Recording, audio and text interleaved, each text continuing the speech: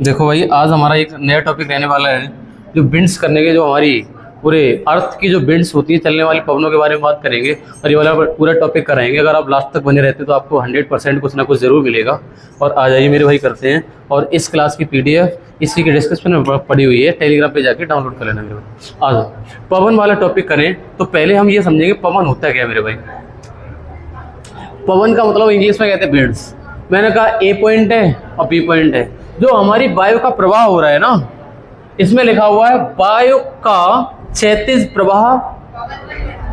अब आप ये को पवन, हवा ऊपर ऊपर चल रही है, पवने ऐसे ऐसे जा रही है ना, ऐसे ऐसे क्षैतिज प्रवाह हो रहा है। वायु का क्षैतिज प्रवाह पवन कहलाता है। ये दाब के अंतर के कारण चलती हैं। जिधर दाब कम होता है और जिधर दाब ज्यादा होता है, दाब high pressure to low pressure, हवा कितना जाएगी, जिधर लो प्रेशर होगा और हाई प्रेशर से आएगी, मतलब इधर से दबाव डाला तो इधर चली जाएगी हवा। यही तो है, ये कह रहा है ये दाब के अंतर के कारण चलती हैं और ये वायु के क्षैतिज प्रवाह पवन कहलाता है। पवन शायद डेफिनेशन क्लियर हुई होगी पवन क्या है। और कल हम यहाँ पर बैठे सभी बच्चों से एक एक क्वेश्चन पुट ऑन करेंगे। हम ये जानने की कोशिश करेंगे घर पे कौन पढ़ के आ रहा है ना। ज्योग्राफी निकल रही है, ज्योग्राफी पूरी हो जाएगी कुछ दिनों में, है ना। मेहनत करनी पड़ेगी, ये मान के चलो। अच्छा, हम कहें पवनें हमारी कितने प्रकार की होती हैं, तो पवनें हमारी 3 प्रकार की होती हैं। हमारी पवनें कितनी प्रकार की होती है बेटा? 3 प्रकार की। एक परमानेंट विंड्स, एक टेम्परेरी विंड्स और एक लोकल विंड्स। कहें तो एक हमारी स्थायी पवनें, एक अस्थाई और एक स्थानीय पवनें। समझ पा रहे हो? एक तो हमारी स्थायी, अस्थाई, स्थानीय। अच्छा, परमानेंट विंड्स की बात कर लें। परमानेंट विंड्स वो होती है जो दिशा में परिवर्तन लगातार, अगर हमारे अर्थ पे जहाँ पे परमानेंट विंड्स चल रही है, स्थायी पवनें, वो लगातार एक ही दिशा में लगातार चल रही है, मतलब दिशा में परिवर्तन नहीं होता है। आगे आ जाओ। ये कौन कौन सी पवनें हो सकती है जिनकी दिशा में परिवर्तन नहीं होता है? एक व्यापारिक पवनें, पछुआ पवनें, और प्रश्न ऐसे भी बन सकता है कि कौन सी स्थायी पवन नहीं है। 3 ऑप्शन, ये एक और कोई दूसरा डाल देगा। समझ रहे हो? ये कहेगा व्यापारिक पवनें, पछुआ पवनें, ध्रुवीय पवनें, कैसी पवनें, तब तुम कहोगे स्थानीय पवनें। ऐसे प्रश्न बनते भाई। ज्योग्राफी को अगर तुम सोच रहे हो हमारे पढ़ाने से पूरा हो जाएगा, तो ये कहना सिर्फ एक सपने देख सकते कि मेरे भाई यहाँ से हो जाएगा पूरा, कुछ भी नहीं होगा, भूल जाओगे 2 दिन के बाद।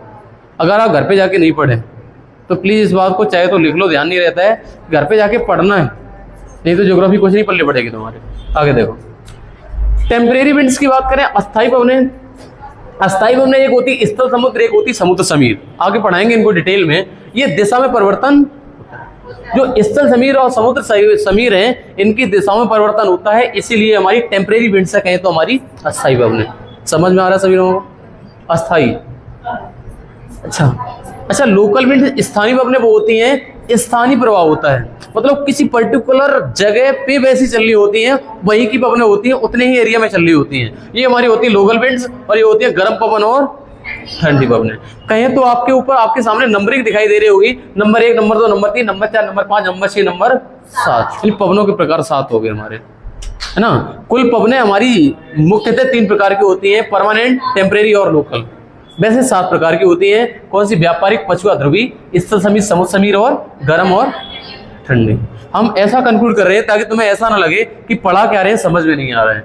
इधर देखो, मैंने कहा पहले हम बात करेंगे स्थानीय पवनों में व्यापारिक पवनों की, ठीक है। व्यापारिक पवनों की बात करें तो मेरे भाई इसमें ये कहोगे, ये पवनें 10 डिग्री या 35 डिग्री से 0 डिग्री की ओर चलती है। मतलब ये मान के चलो, ये वाली पवनें 10 डिग्री या 35 डिग्री से 0 डिग्री की तरफ चलेंगी, ठीक है, ये तो लिखा हुआ है। और इनकी पवनों की दिशा नॉर्दर्न हेमिस्फीयर में, उत्तरी गोलार्ध में, नॉर्थ ईस्ट से साउथ वेस्ट, नॉर्थ ईस्ट से साउथ वेस्ट। और आगे देखो, जबकि साउदर्न हेमिस्फीयर में, दक्षिणी गोलार्ध में, साउथ ईस्ट से नॉर्थ वेस्ट। दिशा दिख रही है आपको? हाँ, इतना अगर यहाँ पे कर लोगे, इतना ही घर पे कर लो, यकीन मानो आप आराम से राजापूत बन जाओगे। अगर इतना यहाँ पे कर लो, इतना ही घर पे पढ़ लो, तो हमें कुछ कहने की जरूरत नहीं पड़ेगी कि याद कर रहे हो कि नहीं कर रहे। अगर सब इतना करते हो बहुत बेहतरीन निकल गया होगा। मैंने कहा इधर की तरफ जो हमारी ट्रेड विंड्स की बात कर रहे हैं, व्यापारिक पवनों की बात कर रहे हैं, इसके उत्तरी गोलार्ध में दिशा हमारी रहेगी बेटा किधर? नॉर्थ ईस्ट से साउथ वेस्ट। और इधर की ऐसे कहे तो ये वाले इमेज दिमाग में सेट कर लो, ऐसा कुछ है। अच्छा अच्छा, ये कहने का मतलब इनका ये है कि यहाँ से ये वाला बना दो ऐसे करके, ये देखो ऐसी जा रही है, और इस वाले में ऐसे जा रहा है, इधर ऐसे करके बैठ रही है आंखें। कहें तो ये पूरब से ऐसी आ रही हैं और इधर आ रही है पश्चिम की तरफ। समझ पा रहे हो? आगे देखो, एक चीज और देखो, ये पूर्वी दिशा में प्रभावी होती है, ये पूर्वी दिशा में प्रभावी होती हैं। उष्ण चक्रवात का निर्माण ये पवनें करती हैं। अच्छा, पूर्वी दिशा में प्रभावी क्यों बताया मैंने? यही नहीं समझ पा रहा ना? ये जो हमारी ट्रेड विंड्स होती हैं ये पूर्वी दिशा में प्रभावित इसलिए होती हैं क्योंकि अगर आप कोई मान लिया कि ये आपका मान लिया कि ये हमारा देश है और इधर पानी भरा हुआ है, तो हमारे जो ये पवनें ऐसी आएंगी। क्या मेरी बात समझ पा रहे? ये पारी पवनें हमारे देश के किस साइड को इफेक्ट करेंगी? पूर्व साइड। और जो नीचे से आएंगी वो नीचे भी किस साइड को इफेक्ट करेंगी? समझ में आया क्या? ये वो बात लिखी हुई है, अगर कोई कॉन्टिनेंट है उसके किस साइड से इफेक्ट करेंगी पवनें, तो ट्रेड विंड्स होंगी। मैंने मान लिया ये वाला भारत ही है, और जो हमारा इधर उड़ीसा वाला एरिया है, आंध्र प्रदेश है उस साइड में, समझ पा रही है मेरी बात? तो उधर से आएंगे उधर ही साइड लगेगी, इधर से आएंगे इस साइड लगेगी। क्या हमारी महाराष्ट्र की साइड टकराएंगी आके, तो किधर अफेक्टेड ज्यादा होंगी? पूर्व की तरफ। ये समझ में आ गया होगा शायद, है ना? यही मैं बताना चाह रहे हैं, इस वाली लाइन का यही अर्थ है कि ये पूर्वी दिशा में प्रभावी होती है। अगर ये डायरेक्शन याद होगी तो सब क्वेश्चन हो जाएंगे फिर, कि ये ऐसी ऐसी चलती हैं, इनकी दिशा पता होगी, दिशा बदलती नहीं है। कौन सी पवनें? स्थायी पवनें। स्थायी में कौन सी वाली? व्यापारिक पवनें। अच्छा, उष्ण चक्रवात का निर्माण ये पवनें करती हैं। ये वाली पवन इधर से आई, ये वाली पवन इधर से आई और एकदम गोल गोल मिल गई, और गोल गोल यानी होते चक्रवात आ गया। क्या कहेगा? चक्रवात होता है। गांव की भाषा में कुछ और कहते हैं उसको। हाँ, गांव की भाषा में लपूरा कह देते हैं। उसमें भी कुछ हवाएं इकट्ठी होती है इस प्रकार से कि चारों ओर की हवाएं इकट्ठी हुई, गोल गोल घूमने लगी, फिर लपूरा आ गया। चक्रवात टाइप का होता है ऐसे करके। अच्छा, आपको एक चीज और नहीं बताना चाहेंगे सभी लोग, प्लीज इस साइड ध्यान देंगे। इधर लिखा हुआ हमारा ITCZ क्या होता है? इंटर ट्रॉपिकल कन्वर्जेंट जोन, अंत उष्ण अभिसरण क्षेत्र। यहाँ दोनों गोलार्ध की वायु टकराती है। अगर आपसे एक क्वेश्चन पूछ लिया जाए कि जो हमारा ITCZ क्या होता है? ITCZ बेटा ये होता है, इधर से ये पवनें आई, इधर से ये पवनें आई, दोनों इकट्ठी होगी, जो दोनों पवनें टकराती हैं उस क्षेत्र को ITCZ कहते हैं। ITCZ का मतलब होता है इंटर ट्रॉपिकल कन्वर्जेंट जोन, अंत उष्ण अभिसरण क्षेत्र। यहाँ पे अभिसरण शायद हिंदी में गलत लिखा हुआ है, सिटी सा बनेगा मेरे साथ। अंत उष्ण अभिसरण क्षेत्र मतलब गर्मी तो होती है, इकट्ठी होती है, दोनों इकट्ठी आके टकराती है, और ये वो क्षेत्र होता है जहां पर दोनों गोलार्ध की वायु आके टकराती। शायद समझ पा रहे होंगे। तो ITCZ इस वाले रीजन को कहते हैं क्या? बीच वाले हो, बीच वाला ही होगा, है ना? आगे देखो, देखो मैंने इसको बताने की कोशिश की है। नॉर्दर्न हेमिस्फीयर निम्न वायुदाब क्षेत्र होता है, यहाँ पर लो प्रेशर एरिया होता है, जहाँ की बीच की बात कर रहे हैं, है ना? अभी वायु इकट्ठी होगी। इन्हीं व्यापारिक पवनों के कारण भूमध्य रेखा पर प्रतिदिन वर्षा होती है। प्रतिदिन वर्षा होता क्या है बेटा, हम बताना चाहेंगे दोबारा से। जो दक्षिणी गोलार्ध और उत्तरी गोलार्ध से दोनों की वायु जाके इकट्ठी हुई और ये ऊपर उठ जाती है हवाएं, जो ये हमारी भूमध्य रेखा पर पहुंचती हैं, ये वाली हवाएं ऊपर उठती हैं और वहां से जाके बादल बना के वहीं पे वर्षा करा देती है। तो इसका मतलब जब दोनों पवनें टकराएंगी वहां पे गर्मी रहेगी, उष्ण रहेगा, तो इसका मतलब वहां पे वर्षा भी ज्यादा होगी। तो यही लिखा, इन्हीं व्यापारिक पवनों के कारण भूमध्य रेखा पर प्रतिदिन वर्षा होती है। और आपको एक चीज और देखने को मिली, जो अमेजन वर्षा वाली सब भूमध्य रेखा पर ही है। भूमध्य रेखा में बहुत सारा जंगल है, क्यों? क्योंकि वहां भी वर्षा ज्यादा होती है और गर्मी भी सबसे ज्यादा होती है। जब गर्मी ज्यादा होगी तो वाष्पन की क्रिया ज्यादा होगी, वाष्पन होगी तो भाई बादल बरस जाएगा आगे। अच्छा, इसी में मैंने जो स्थायी पवन पछुआ पवन बताई थी, दूसरी पछुआ पवन कहे तो हम वेस्टर्लीज विंड्स कहेंगे। कौन सी? वेस्टर्लीज विंड्स या पछुआ पवन। ये पवनें 35 डिग्री से 65 डिग्री की ओर चलती हैं। ये 35 डिग्री से, जो ब्लैक पेन से दिख रहा है आपको, 35 डिग्री से 65 डिग्री की ओर। दिशा याद करना बहुत आसान है। इनको ऐसा बना दो, इनको ऐसा, और उसको इसके अपोजिट, उल्टा। हाँ, देखो ना, ये पवने 35 डिग्री से 65 डिग्री की ओर चलती हैं। और बेटा अगर बात करें तो ये नॉर्दर्न हेमिस्फीयर की बात कर लो तो नॉर्दर्न हेमिस्फीयर में इस साइड के एरिया को कहे तो पश्चिमी क्षेत्र को अफेक्ट करेंगी। और इस साउदर्न हेमिस्फीयर मान लिया बेटा, यहाँ पर बात कर लो एक बार सभी लोग बच्चे, यहाँ पर देखो, यहाँ पर हमारा पेन चल रहा है, यहाँ पर मान लिया हमारा देश भारत है, तो ये इधर से इफेक्ट करेगी क्या? और यहाँ पर मान लिया हमारा देश भारत है, तो ये किधर से इफेक्ट करेंगे? तो आप कहेंगे यहाँ पर नीचे से टक्कर मारेंगे आके, और यहाँ पर इस साइड से टक्कर मारेंगे आके। क्या समझ पा रहे मेरी बात?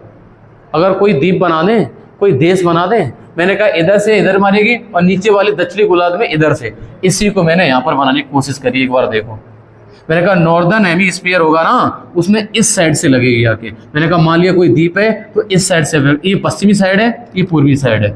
और ये दक्षिणी हेमिस्फीयर में, दक्षिणी गोलार्ध में अगर कोई द्वीप होगा तो दक्षिणी गोलार्ध में ये वाली विंड्स ऐसे जाएंगी, देखो ऐसे ऐसे जाएंगी, तो ऐसे ऐसे जाके ये किस दिशा में? पश्चिमी दिशा में इफेक्ट करेंगे। और अभी इससे पहले मैंने कौन सी व्यापारिक पवनें कराई थी, वो किस दिशा में इफेक्ट कर रही थी? पूर्वी दिशा में दिखाया था ना, वो वही कुछ समझाने की कोशिश यहाँ पर करिए। शायद आपको समझ में आ गया होगा मेरे हिसाब से, अब इसमें ज़्यादा बताने की जरूरत नहीं है। तो हमारी ये कौन सी पछुआ पवनें किस दिशा में इफेक्ट करेंगी? पश्चिम दिशा। नाम भी कुछ ऐसा है, पछुआ पश्चिम, पछुआ पश्चिम। और वो हमारी ट्रेड में से व्यापारिक वाली किधर?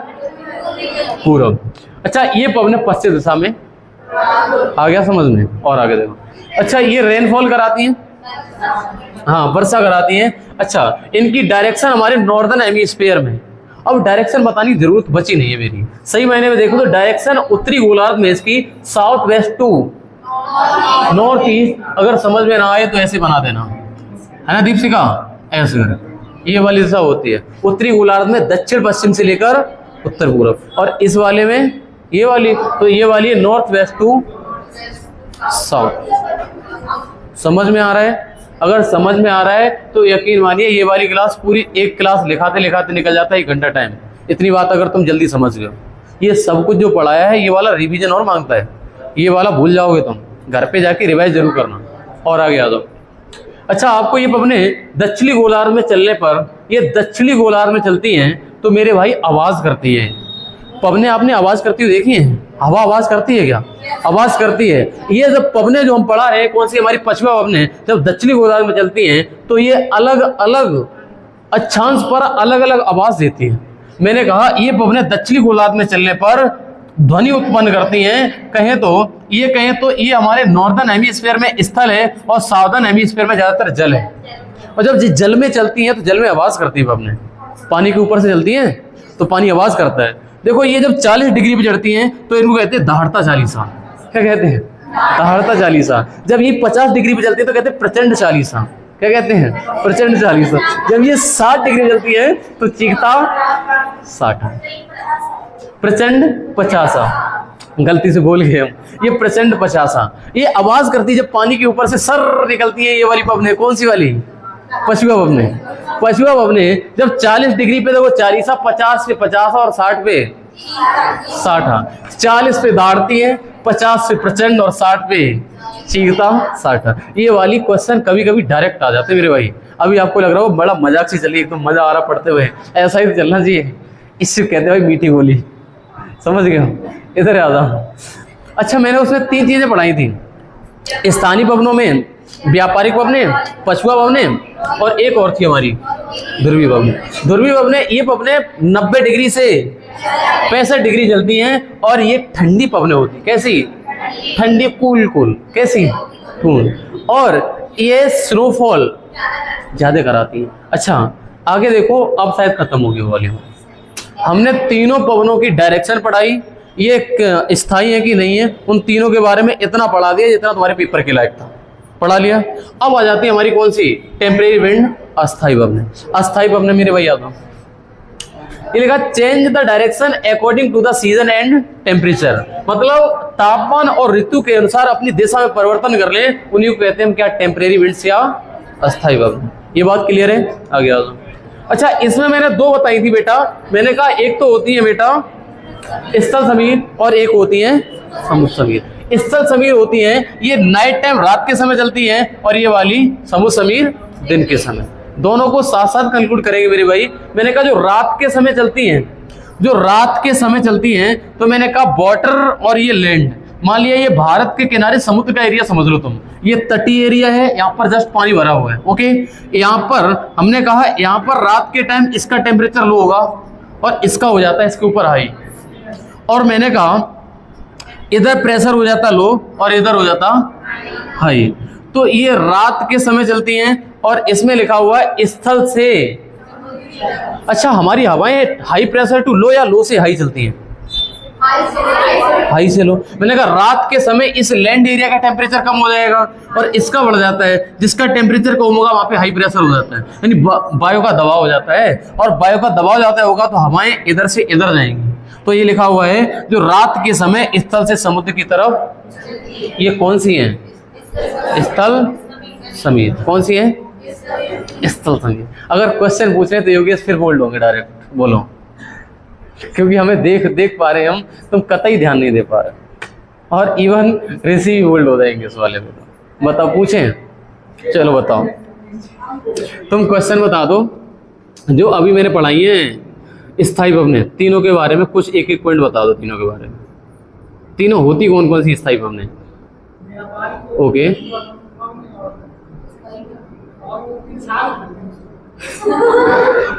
नहीं बेटा, तीन होती हैं सिर्फ।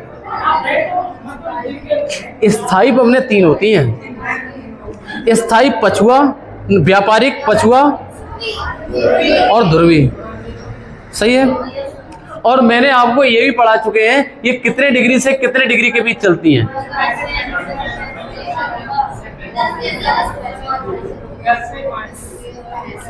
ये वाली हमारी 10 डिग्री से 0 डिग्री की तरफ मान लो, या 35 डिग्री, किसी किसी किताब में 35 लिख के आता है, 35 डिग्री से 0 डिग्री की तरफ। कौन सी? व्यापारिक। और अगली वाली कितने डिग्री से?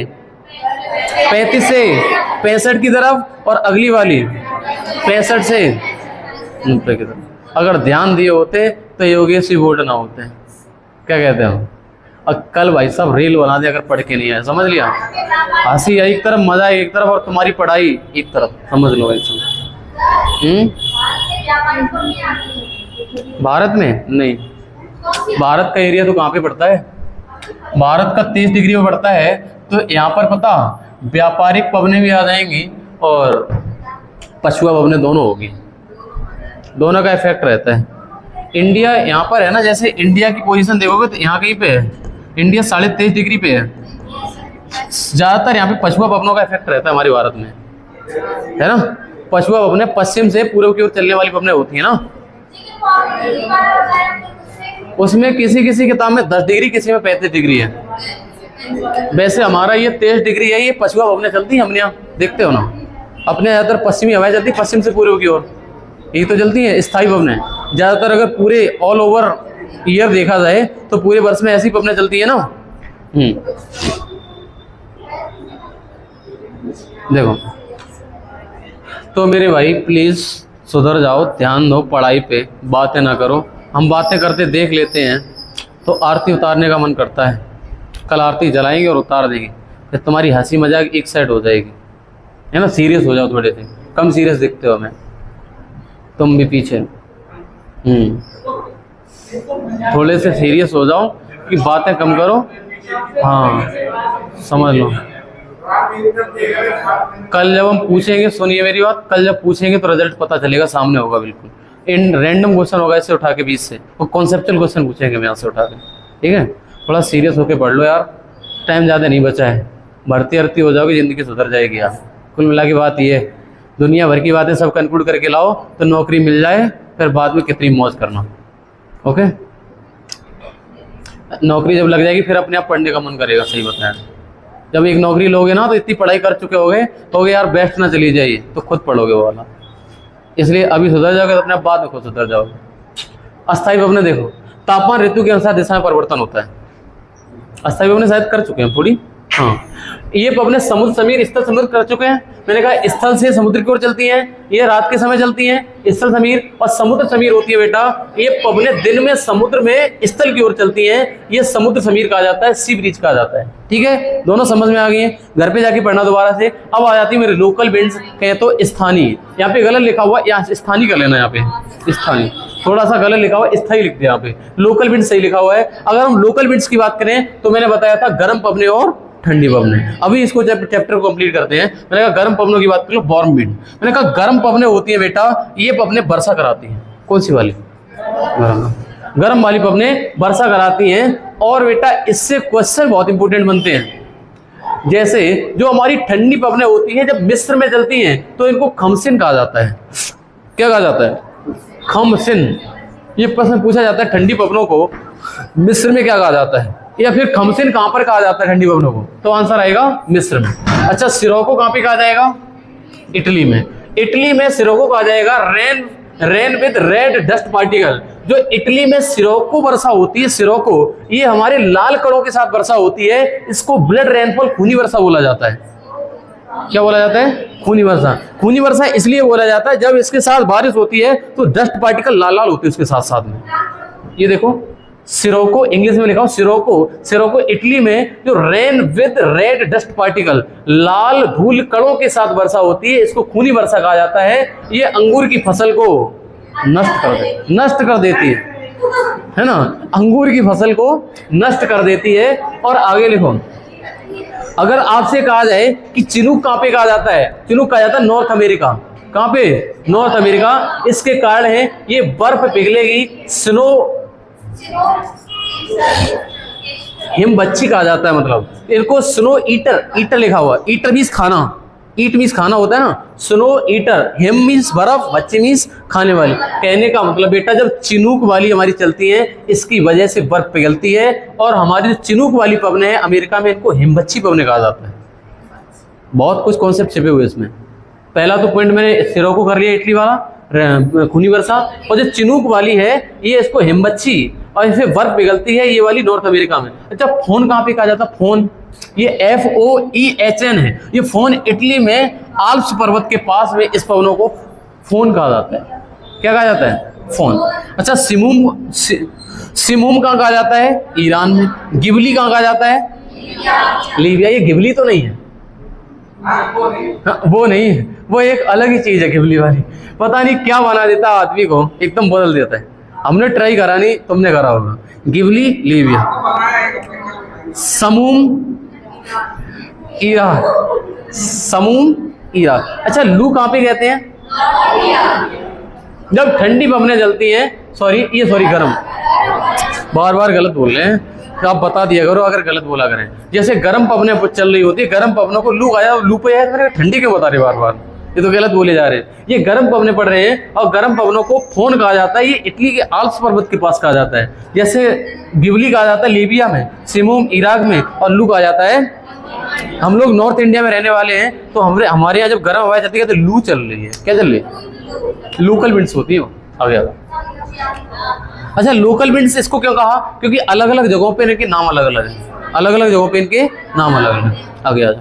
आगे देखो, ये लिखा हुआ हरमट्टन, ये पूछा जाता है। हरमट्टन कहाँ कहा जाता है? अफ्रीका में। डॉक्टर हवा कहा जाता है, कहाँ पे? अफ्रीका में। ये हरमट्टन कहा जाता है। ऐसा मानते हैं कि ये वाली जो लू चल रही होती है, कोई घाव होता है अपने आप सूख जाता है, ऐसा, तो डॉक्टरी अपने आप हो जाती है, ऐसे डॉक्टर हवा कहा जाता है। अच्छा, बिली बिली कहाँ गए थे? ऑस्ट्रेलिया। ये भी पूछा जाता है। ये बिली बिली और हरमट्टन दोनों क्वेश्चन आए हुए हैं। बिली बिली, हरमट्टन, और एक लू वाला, और एक चिनूक वाला, और एक खमसिन वाला। ये प्रश्न हमारे द्वारा देखे हुए हैं। ये वाले घर पे जाके दोबारा से देखना। अच्छा, इसको हम दोबारा से बताएं। जो मैंने उधर ब्लिटी वर्षा बताई थी, कहें तो खूनी वर्षा बताई थी, खूनी वर्षा होने का कारण क्या है? मैंने कहा ये बताओ, ये हवा जो होती है ना, ये जो हवा होती है, जो हमारी ब्लिटी वर्षा कहाँ पे हो रही थी?